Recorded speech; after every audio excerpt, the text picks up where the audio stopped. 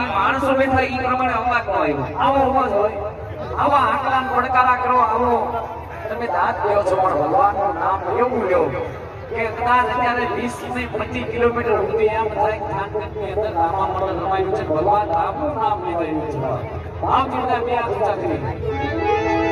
અરે હર ઘર મે બસ એક ही नाम, अरे एक ही नारा गूंजेगा, मेरे थानगढ़ का बच्चा बच्चा